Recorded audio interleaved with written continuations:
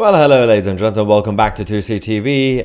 It's been a tough week for the Islamists, the far left, and the Western globalist establishments. Yesterday, the IDF managed to take out Yahya Sinwar. Finally. And as we said yesterday in our report on 2CTV, my thoughts and prayers are with Jeremy Corbyn, the mainstream media in the West, South African government, and of course, the French President, Emmanuel Macron. Today, we are going to be talking about the media. Sky News in Britain. Ladies and gentlemen, Sky News did a special program talking about Yahya Sinwar, the terrorist leader of the terrorist organization Hamas in Gaza, essentially mourning the death of Yahya, being extremely sad. You will notice in the videos that I'm going to show you, there's sadness in the eyes of the Sky News reporter and the people who went on the channel to discuss their sadness and how they described Yahya Sinwar. There were a number of memes on social media yesterday, jokes. For example, there was a fake BBC headline, some of you might have already seen, saying, "Father of 9, Yahya Sinwar, killed by the Israeli military," right? That was a joke because we were saying, well, the BBC are going to be sad, right? That joke became a reality on Sky News UK, not Australian Sky News, because Sky News Australia is good. British Sky News, not good. Very different entities. They might have the same name, but they're very different independently. Sky News, or as I call it, Sly News, did this tribute to Yahya Sinwar. Imagine if you had done that about Bin Laden or Adolf after 1944-45. Would have been a little bit weird.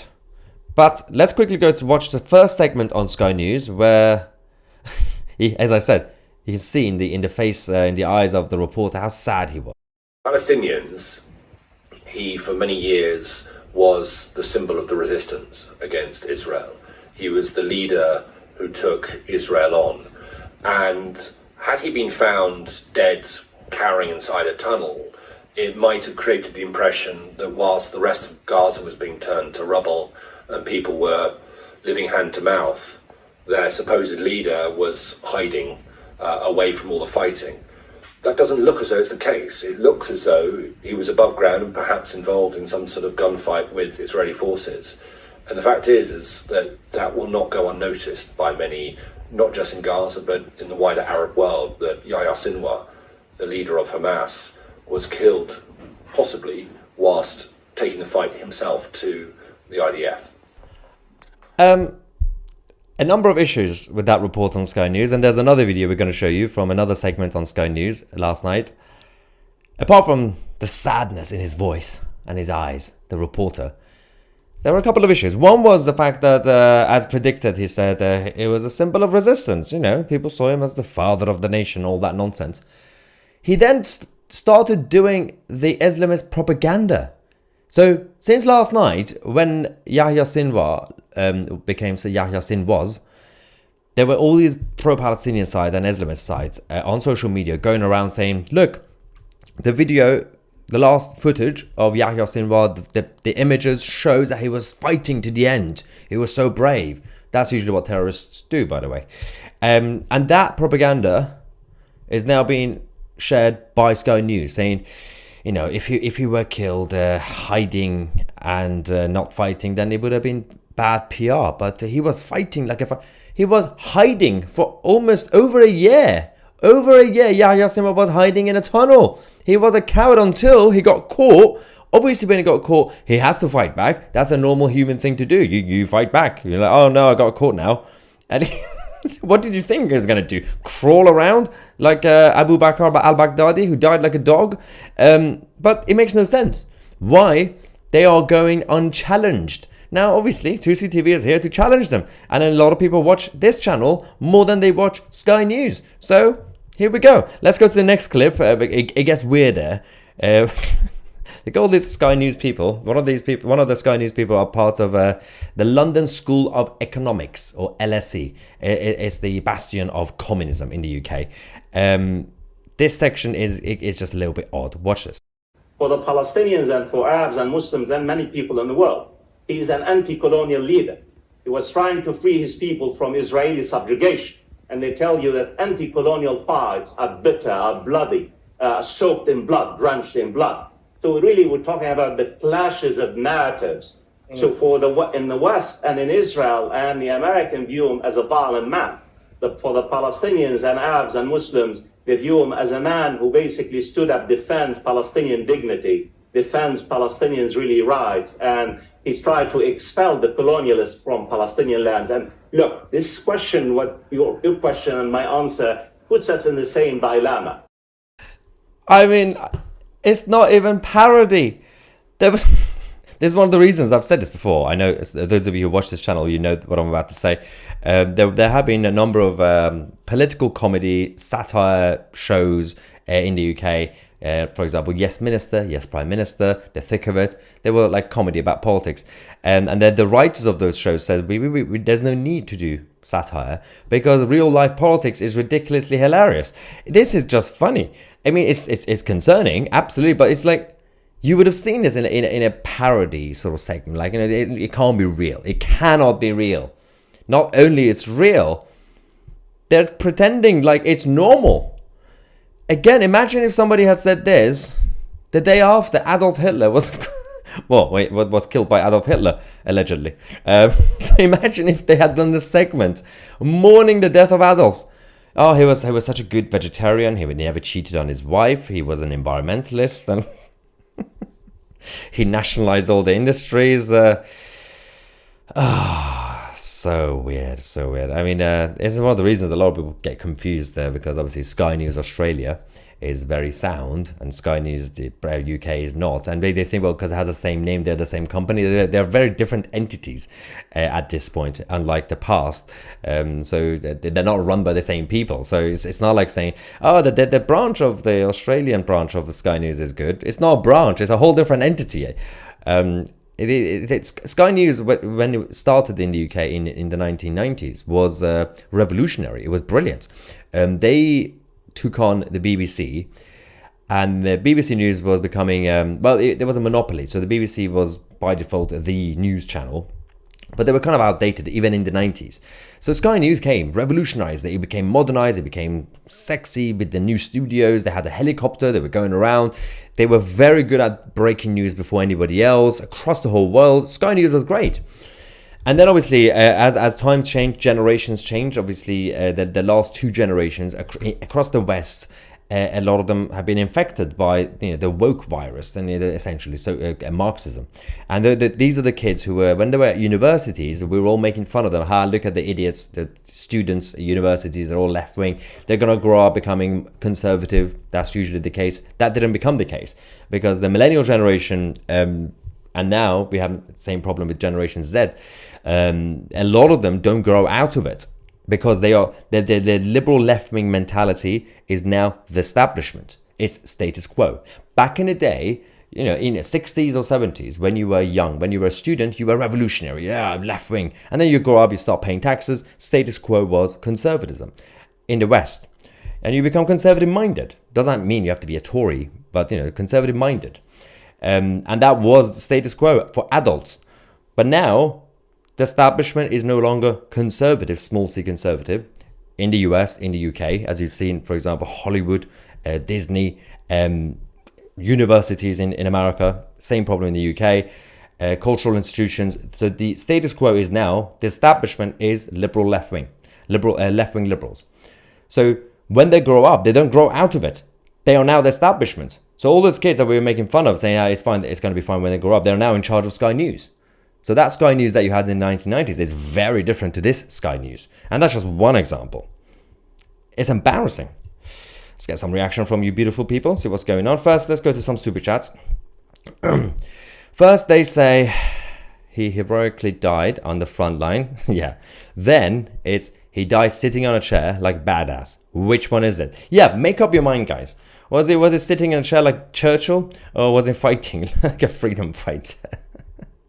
The funniest part is actually, I just saw a post on X, on This wasn't supposed to be part of the update, by the way, but I'm just going to put it on the screen for you guys. I think you're going to find it interesting because they don't know what they're talking about. So there is this person, this Islamist person in the UK, left-wing Islamist person, Bushra Sheikh. Bushra Sheikh thinks she's very clever. She's Islamic, but she doesn't wear a hijab, so she's like, I'm so modern. Ooh. But then she advocates for Yahya Sinwar, right? This is the weirdest thing you're going to see. So she posted this on X about 2 hours ago, saying, I want to see Netanyahu on the front line. So what I decided to do, I simply wanted to answer her question. Well, she said she wants to see Netanyahu. So here we go. That's that's Benjamin Netanyahu as an IDF soldier on the front line. Not rocket science. Idiots, absolutely. Do they think like the Israelis, like Israeli leadership, are like have always been like, I don't know, elitist, like Keir Starmer, for example? If Keir Starmer, as the technically, not really, but technically commander-in-chief. Well, commander-in-chief is King Charles, but technically it's the prime minister. Keir Starmer doesn't have any background in the front line, but the Israelis do. By default, you idiots. That's not a gotcha thing, Bushra. Another super chat. The West apparently needs to be fully Islamized before leftists come to their senses and know a real enemy when they see one. By that point, it will be too late for them because they'll all be dead. It's happened so many times. It's interesting how the far left continue to be the pawns of others and they don't even know it. So when Adolf and then Hitler in early 30s, obviously he was a communist, he was a Marxist, and then he started National Socialism. But his problem with the other socialists in Germany was that they were international socialists, they were internationalists, and he wanted to do National Socialism. So the communists, and all of them, backed Hitler first. When he came into power, he went after all of them. He killed them all. Same thing with Khomeini in Iran, 1979 paramilitary coup that the Islamic occupiers used to take over Iran. They were backed by the far left. And of course CIA and France and all the others. And then the moment they got into power, the Islamists went after the communists. So, oops, they all died. Idiots. How many times do they have to make the same mistake? Nobody takes you seriously if you're a Marxist. Dr. Zulan says, Sky News and the BBC, Israel kills a charismatic and loved father of 12 with his two twin brothers near a hospital, wounding over 600 in the process. That's basically, at this point, a BBC headline. Another one says, I can't believe Sly News have gone as far as to support a murdering terrorist, the person or an organization. Words fail me. It's bad. I mean, you wouldn't have expected it from a British cultural media. If this were CNN, I would have been like, yeah, makes sense. CNN, yep. It's you still don't want to believe that the British culture, even the liberal British culture, the left-wing British culture, like right now, BBC News and Sky News, you don't really want to believe them to do something like this. They have biases. They spin stuff and everything else, but this is on a whole new level. This is just completely vile.